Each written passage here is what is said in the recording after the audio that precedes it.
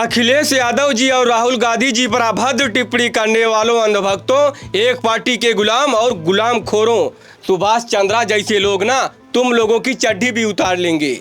जब अखिलेश यादव जी ने कहा कि जी न्यूज एकदम पक्की बीजेपी की बिची हुई है और उसका मालिक सुभाष चंद्रा भी एकदम वैसा ही है, तब हम लोगों को समझ में नहीं आया। और अब जब उसका 22,000 करोड़ रुपया 6.5 करोड़ में रफा दफा कर दिया गया एनसीएलटी द्वारा, तब हम लोगों को समझ में आ रहा है कि अच्छा ऐसा बात था क्या।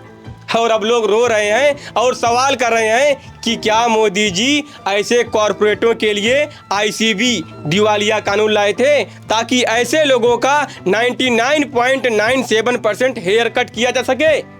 हेयर कट मतलब भाई ये वाला हेयर नहीं, बैंकिंग और फाइनेंस की भाषा में कर्ज में कटौती साना होता है। और भाई लोग इसमें बड़ा लोचा है, काहे कि वास्तव में जिन जिन बैंकों ने लोन दिया था, जैसे एचडीएफसी बैंक, एक्सिस बैंक और जितने भी बैंक थे, इसका कड़ा विरोध जताया और इसके खिलाफ वोटिंग देते हुए कहा कि इतने बकाया राशि का 6.5 करोड़ रुपया देना सरासर गलत है, सरासर अन्याय है। और इन बैंकों ने विरोध जताते हुए ये भी कहा कि सुभाष चंद्रा के पक्ष में जो 80% वोटिंग हुई है, इनमें से कई सारी कंपनियां खुद सुभाष चंद्रा की हैं और उसके एक्सेल ग्रुप से जुड़ी हुई कंपनियां हैं।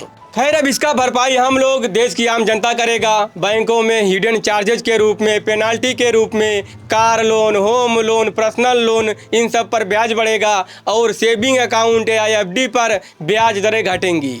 यानी डायरेक्ट या इनडायरेक्ट हम ही लोगों की मारी जाएगी। जो हमारे लोगों के income tax, GST, diesel petrol के टैक्स से स्कूल, अस्पताल, सड़क पर जो पैसा खर्च होना था, अब इन जैसों की वजह से बैंकों के गड्ढे भरने में चला जाएगा।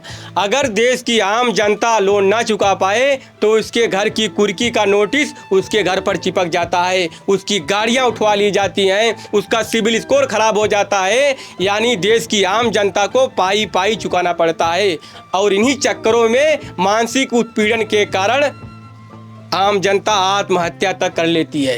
यानी देश की आम जनता के लिए अलग रूल है, कॉरपोरेटों के लिए अलग रूल है।